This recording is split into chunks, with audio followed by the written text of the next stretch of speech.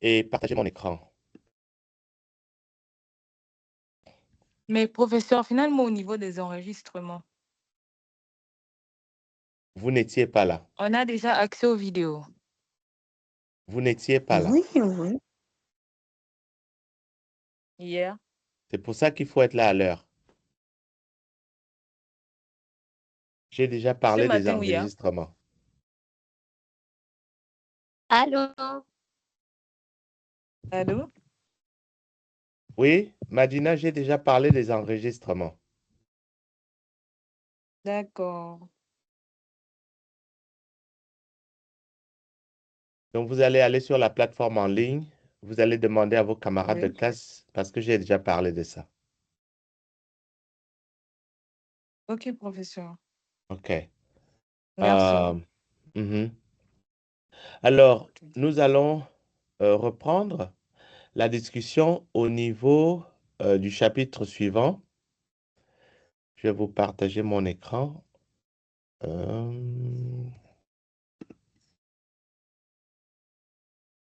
OK. Les lymphocytes T régulateurs et la notion de tolérance. Alors, lorsque vous entendez tolérance, qu'est-ce qui vous vient à l'esprit?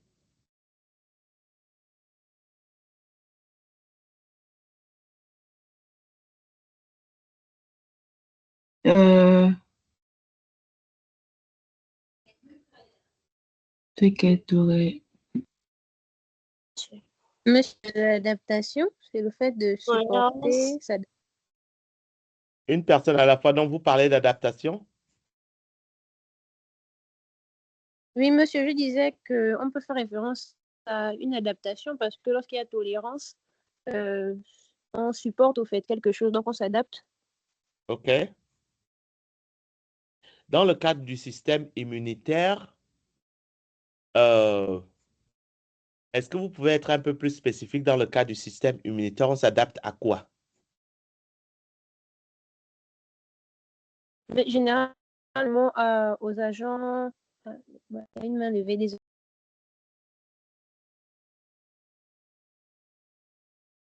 Oui, allez-y, qui c'est qui a la main levée? Jessica? Non, monsieur, je voulais juste simplement vous dire désolé, monsieur, j'avais un problème de connexion et un problème de OK. réseau. OK.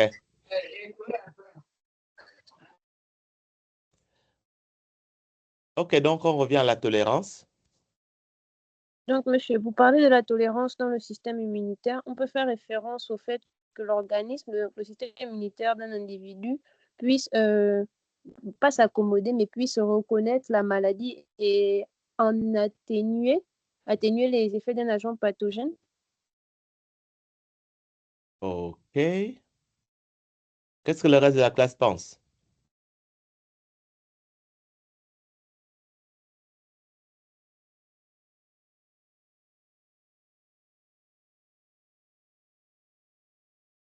La classe, vous pensez quoi?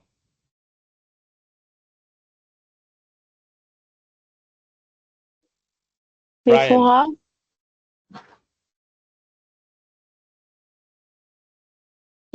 Oui, je Brian, qu'est-ce que vous pensez? Bon. Oui,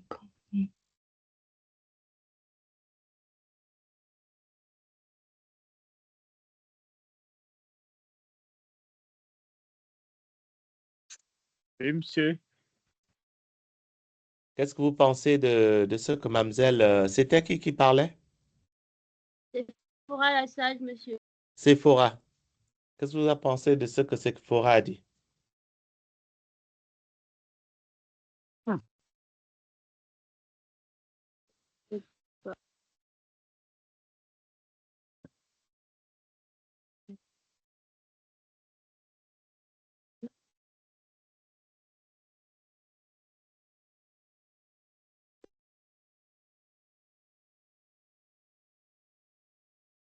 Monsieur, vous Oui? m'entendez?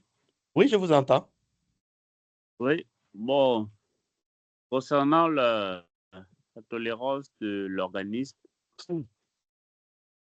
déjà, notre camarade sous-entendait que la tolérance était la capacité de l'organisme à s'adapter et Et à ça, je vais dire que je ne suis pas totalement d'accord. Je pense qu'il y a peut-être une part de vérité, mais est-ce que ça se limite seulement au fait de s'adapter à de nouveaux pathogènes? Bon, monsieur, OK, encore OK, que quand OK, je comprends ce que vous dites, mais est-ce que vous pouvez dire ce que vous pensez?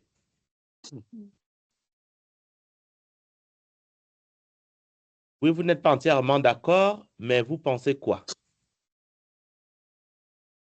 Bon, moi, je pense que la- parce que si on dit que l'adaptation constitue seulement euh, à- la tolérance constitue seulement l'adaptation de nouveaux pathogènes, donc ça veut dire en quelque sorte que les molécules du soi ne sont pas comprises dedans. Je pense que l'adaptation la tolérance peut être définie comme les réponses propices de l'organisme aux nouvelles fluctuations, que ce soit du soi ou du non-soi. OK? monsieur, Oui? par rapport à ce qu'il est en train de dire, je ne monopolise pas la parole. Quand là, à fonction de ce qu'il explique, je tiens à rappeler que quand je parle de tolérance, je fais ici référence à des éléments comme les allergies, par exemple. Je pense que les allergies, ce sont des maladies avec lesquelles, oui, c'est l'hypersensibilité, mais avec lesquelles l'organisme réagit de manière tolérante, au fait.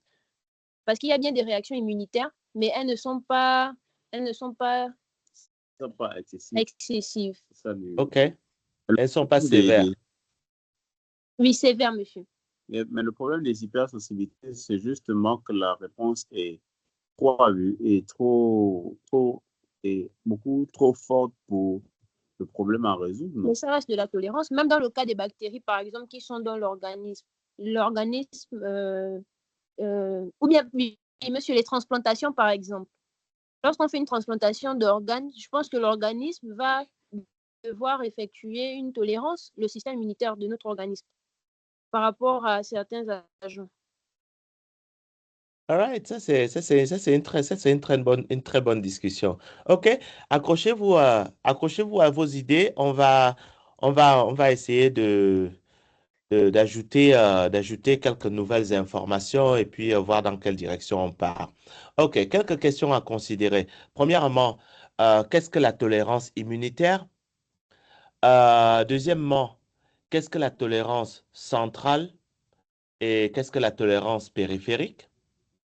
À quoi ressemblent les T-règles?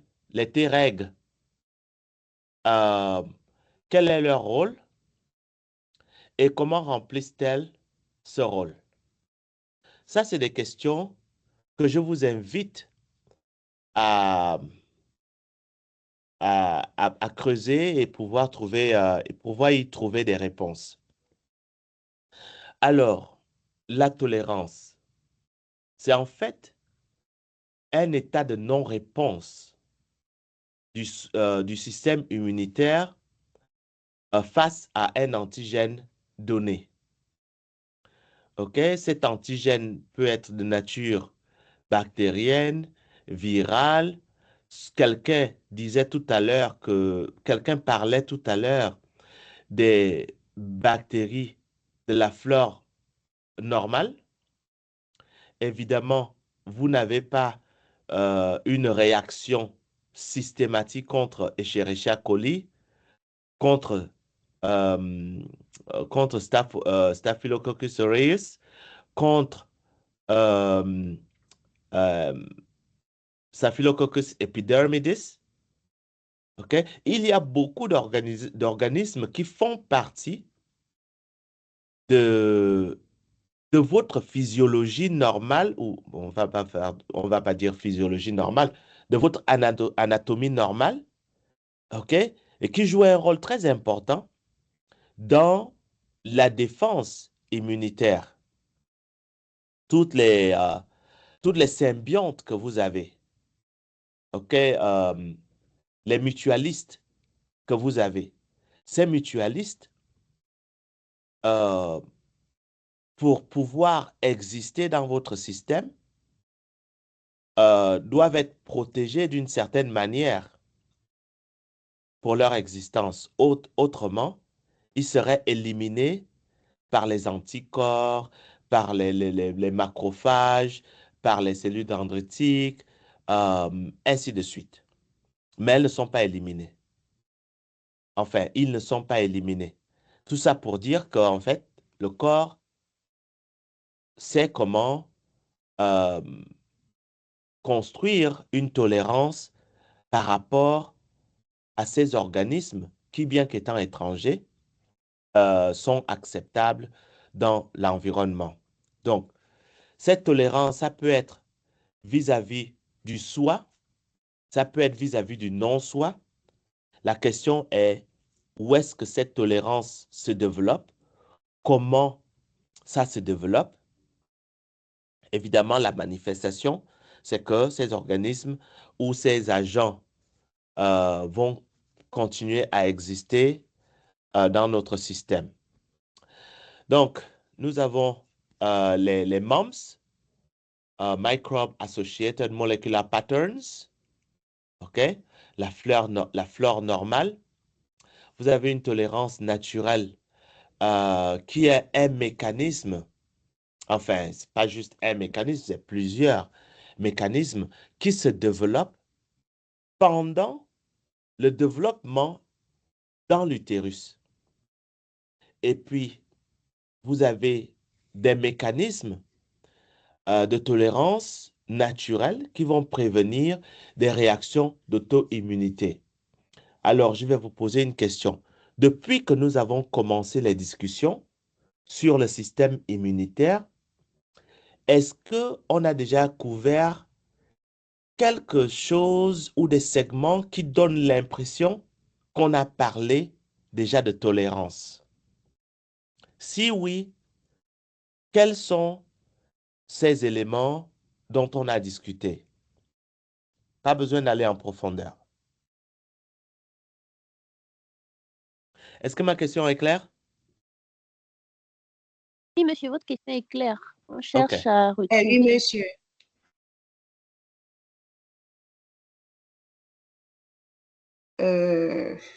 Monsieur, c'est vrai qu'on on en a déjà en parlé. Par exemple, le cas dans les lymphocytes T et B. Mhm. euh, Qu'est-ce qui se passe dans le cas de certaines, lymphocyte TB? dans ce qui concerne la reconnaissance des antigènes du soi, Mhm. qui lorsqu'on parle de la sélection et autres, qui sont parfois... Très bien, très bien. La sélection, lorsqu'on parle de sélection positive et de sélection négative, il s'agit justement de construire la tolérance au soi et l'intolérance au non-soi. Très bien. Donc, qu'on parle des cellules B ou qu'on parle des cellules T, en fait, c'est cette sélection-là dont il est question. Très bien. OK, il y a la tolérance centrale et puis la tolérance périphérique. La tolérance centrale va être cette tolérance-là qui fait partie de la sélection positive et la sélection négative. D'accord? Sélection positive, vous êtes fonctionnel, capable de remplir votre rôle, capable de reconnaître les antigènes du non-soi et les antigènes du soi modifiés. Sélection négative, attention, c'est vrai, vous êtes actif et capable de faire votre travail, mais il ne faut pas aller vous attaquer à nos propres, molécules, cellules, tout ce qu'on veut, quoi. Donc, il faut là une sélection négative. OK? Donc, dans le cadre de cette tolérance centrale, nous allons avoir le thymus et la moelle rouge des os, le thymus pour les cellules T, la moelle rouge des os pour les cellules B. OK? Cette tolérance centrale elle est acquise pendant le processus de formation lymphocytaire, des lymphocytes T et des lymphocytes B. Donc, il faut repartir en arrière, vous allez voir. Et puis après, il y a la tolérance périphérique. La tolérance périphérique, elle va être une tolérance qui va être modulée par les T-reg. OK? Mécanisme de suppression de la réponse immunitaire par les T-reg.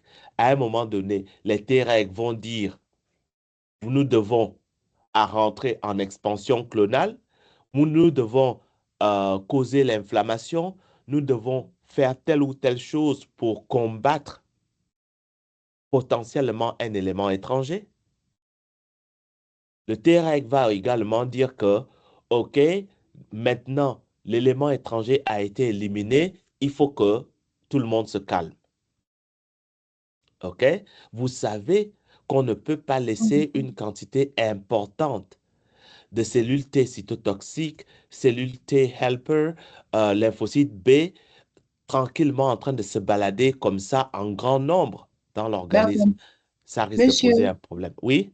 donc si je comprends bien, c'est que les TR, bon, les TREG ont un rôle dans la régulation de la réponse immunitaire. Absolument. D'accord. Absolument, complètement. Et d'ailleurs, je vais sortir ici. Comme vous êtes sur cette pensée-là, je vais vous ramener à ce qu'on a déjà vu un peu avant, juste pour connecter,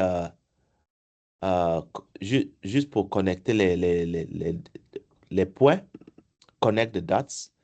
Je vais vous ramener ici et je vais vous Monsieur, montrer. Attendez, donnez-moi une seconde, hein. Je vais vous montrer. Vous voyez ici? Oui, monsieur. Voilà. Donc, ça, c'est juste pour vous aider à connecter avec ce dont on a déjà parlé. OK? Oui, monsieur. Daryl, vous vouliez dire quelque chose? monsieur, moi, je voulais éclaircir un peu une zone d'ombre dans mon esprit. OK? Donc, dans la mesure des flores, par exemple, comme la flore intestinale, c'est les T-règles qui permettent, qui font qu'il n'y ait pas l'élimination totale de toutes les bactéries présentes sur le milieu. Absolument, oui. Ils ont un Merci, rôle monsieur. central dans cette tolérance-là. Oui, ils ont un rôle central. Évidemment, il y a aussi l'éducation. Il y a aussi toute l'éducation des lymphocytes T et B. D'accord? Parce que lorsqu'on va éliminer certains clones, on les élimine sur la base de potentiellement ce qu'ils pourraient faire. Par exemple, si vous prenez une cellule B qui a un BCR capable de reconnaître Escherichia coli, OK?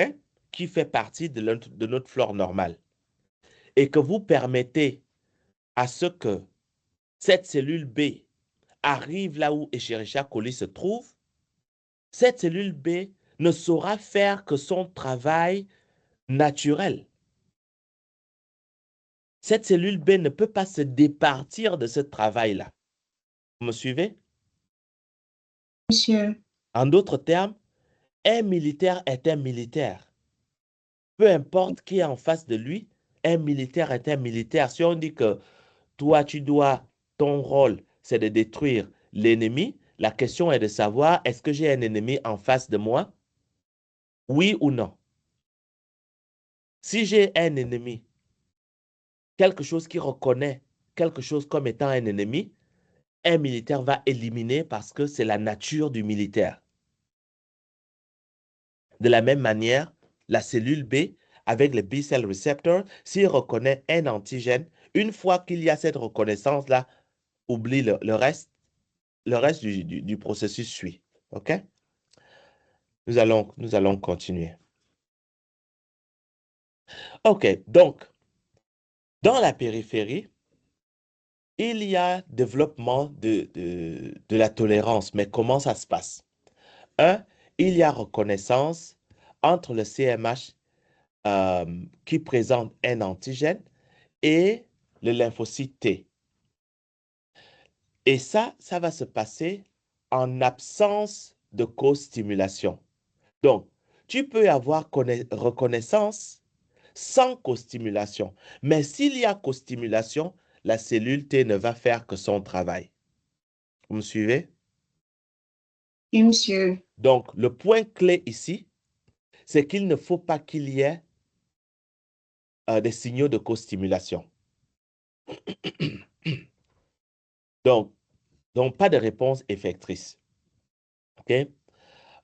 S'il y a restimulation avec des signaux, il va y avoir nécessairement une réaction, une réponse. Donc, les cellules vont faire leur travail. OK? C'est pour ça qu'on parle de lymphocyte T anergique. OK? 2, l'antigène dans les sites privilégiés tels que le cerveau, la thyroïde, le pancréas, les testicules et l'œil, en fait, vont être dans un état où il pourrait ne pas y avoir accessibilité. Et s'il n'y a pas accessibilité, il n'y aura pas attaque de l'antigène. OK, je vais répéter ça. Dans les sites privilégiés, je devrais peut-être revenir en arrière. Dans les sites privilégiés, les antigènes ne sont pas très présents ou très observables. Et parce qu'ils ne sont pas très présents ou très observables, ils vont être tolérés. OK? La même chose se passe au niveau des neurones et des fibres musculaires. Et comment ça se passe au niveau des fibres musculaires? Eh bien, la présence des CMH est extrêmement réduite. Parce que la présence des CMH est extrêmement réduite, il n'y aura pas de point d'attachement des cellules T. OK? Ici, en arrière, si on repart par exemple dans le cadre du cerveau, je vous avais parlé de la barrière entre le sang et le cerveau. Vous vous souvenez de cet épisode Oui, où monsieur. on a parlé de la barrière? Et s'il y a barrière, ça veut dire que s'il y a un antigène qui est dans le cerveau, eh bien, les lymphocytes T n'auront pas la possibilité d'aller combattre cet antigène-là. Donc, cette tolérance au niveau des sites privilégiés, ça va être en réalité basé sur le fait de la position géographique plutôt que de la nature moléculaire de l'antigène. Vous me suivez? Oui, monsieur. C'est pour ça que certains pathogènes savent contourner le système immunitaire en allant à certains endroits du corps où elles savent, parce qu'elles interagissent avec nous depuis des millénaires, où elles savent qu'elles peuvent aller se cacher et ne jamais être trouvées ou difficilement être trouvées. Okay? Et puis, il y a la tolérance qui est induite par la production des cytokines immunosuppressives. Des exemples de cytokines immunosuppressives sont IL-10, TGF-bêta, ou les lymphocytes B et les cellules mésenchymateuses, notamment les cellules de la moelle rouge des os, OK? Ou les cellules tumorales qui peuvent en fait produire des IL-10, TGF-bêta, OK? Pour pouvoir causer la tolérance. Les cellules activées vont exprimer des facteurs face L. Face L, face L qui est le ligand, et puis face R qui est le récepteur. OK? Face L et face sont des facteurs qui, lorsqu'elles sont exprimées, vont induire l'apoptose. Je vais répéter ce qu'on a dit tout à l'heure. Activation induced cell death. Activation induced cell death. OK? Apoptose. Donc, vous avez des PD1. OK? Lorsqu'on a circonscrit l'infection ou lorsqu'on ne veut pas qu'il y ait une réponse des cellules T, les PD1 vont être activés. OK? Lorsque les PD1 vont être activés, les lymphocytes T vont être inactivés. OK? Lorsque ces lymphocytes T vont être inactivés, qu'est-ce que ça induit? Ça induit l'apoptose. D'autre part, vous avez CTLA4 qui reconnaît CD80 et CD86 ou B7. Ces éléments sont exprimés lorsqu'il y a diminution ou pas de co-stimulation. Donc, cette diminution ou absence de co-stimulation va en fait prévenir la pérennisation d'une part du contact et d'autre part de la cellule T, et puis empêcher la réinitialisation du système, de la réponse. Alors, il y a des Treg naturels qu'on va trouver dans le thymus, OK? Donc, au niveau du thymus, il va y avoir que le Treg va produire un certain nombre de facteurs de surface. Ces facteurs de surface vont interagir avec différents ligands. Selon le ligand qui est présent, on va avoir une certaine réponse. OK? Donc, de manière initiale, vous avez au niveau du thymus, lorsque la cellule est encore immature, d'accord, vous avez un ligand qui est libéré. Ce ligand, c'est l'IL2. Cet IL2 va s'attacher sur un récepteur qui s'appelle CD25. CD25 est produite dans la cellule de manière constitutive, ce qui fait que les CD25 sont toujours présentes. OK? Donc, avec ça, il y aura une stimulation des cellules Treg progénitrices. OK? Et cette stimulation va être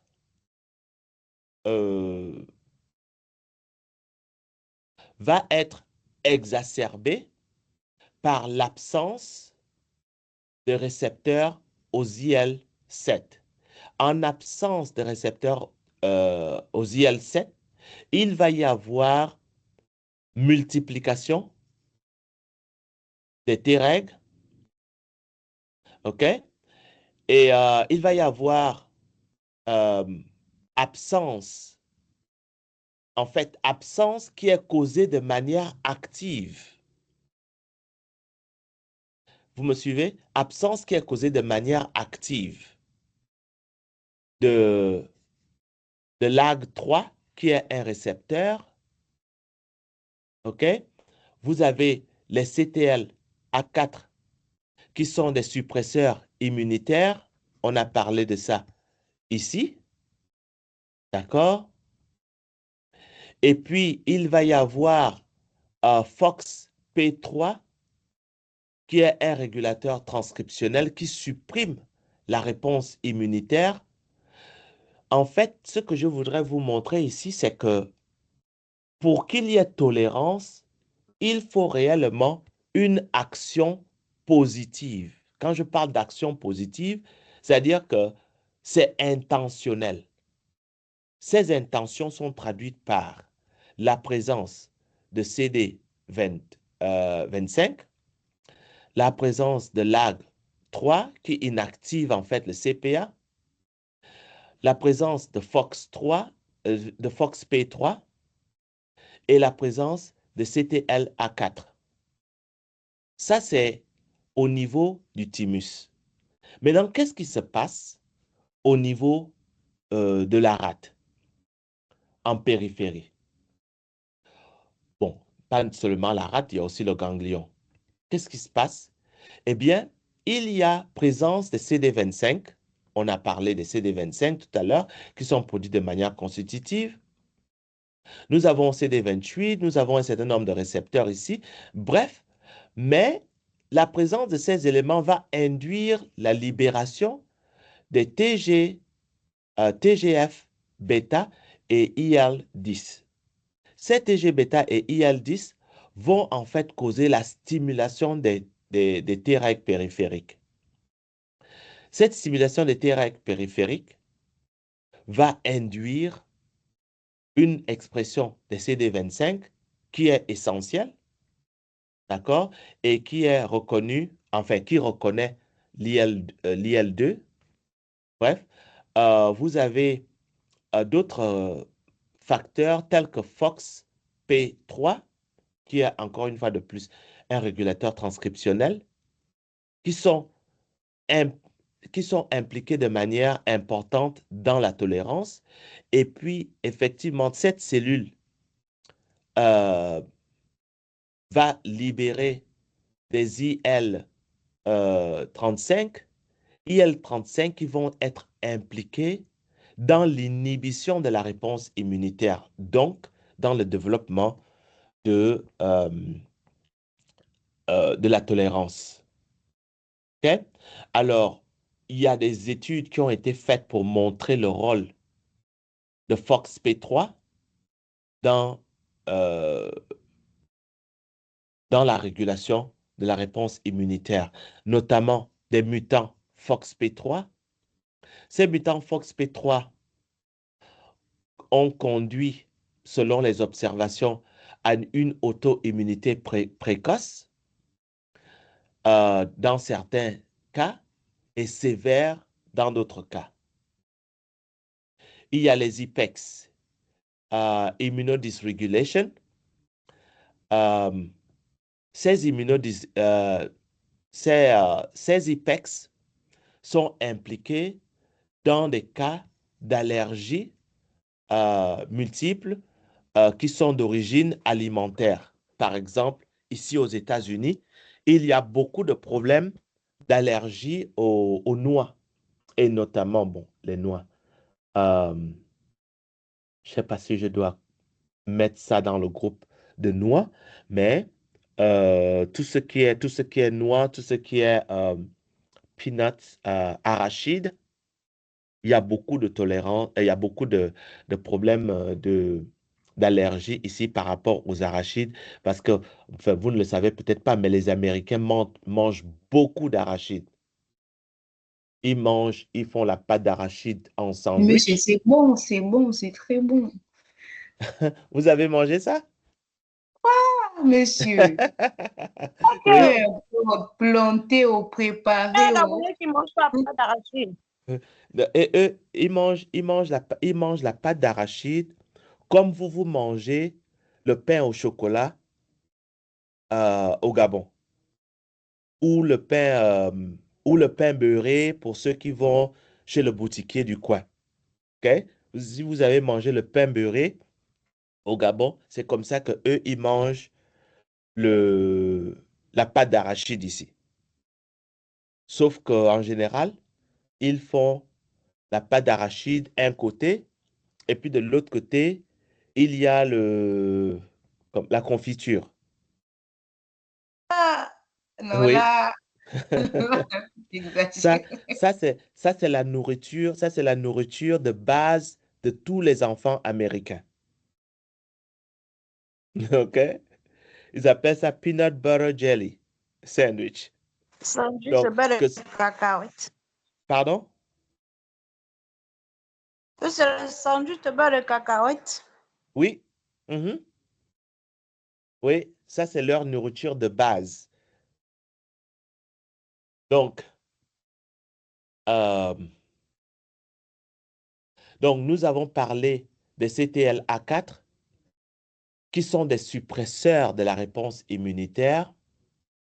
OK, nous avons parlé des TGF-bêta, IL-10, IL-35, OK, qui sont des cytokines immunosuppressives.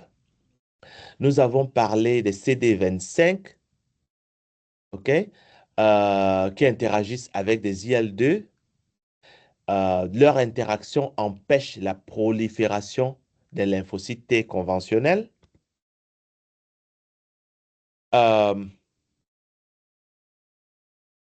Vous avez développement d'auto-immunité lorsqu'il n'y a pas de rétrocontrôle. OK? En absence de rétrocontrôle, vous allez avoir une auto-immunité.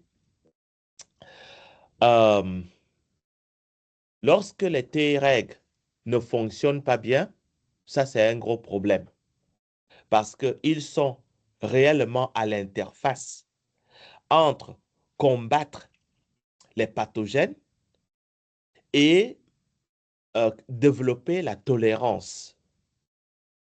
D'accord? Ils sont vraiment à cette interface. Ils peuvent faire de l'immunosuppression, ils peuvent faire de l'immunostimulation. Tout dépend des signaux qui sont présents. Et finalement, les Treg, comme vous le savez, sont produites à partir des lymphocytes CD4 plus naïfs. Nous avons déjà vu tout ça, donc non, nous n'allons pas revenir. Donc en réalité, c'est beaucoup de choses qu'on a déjà mentionnées ici. Les Treg sont importants dans la rupture de la réaction auto-immune lorsque certains, comment on appelle ça, lorsque des agents exogènes arrivent dans notre système, nous allons casser la tolérance. Ça veut dire qu'il y aura différenciation des cellules pour devenir, pour entrer dans une version capable d'attaquer les éléments étrangers. OK?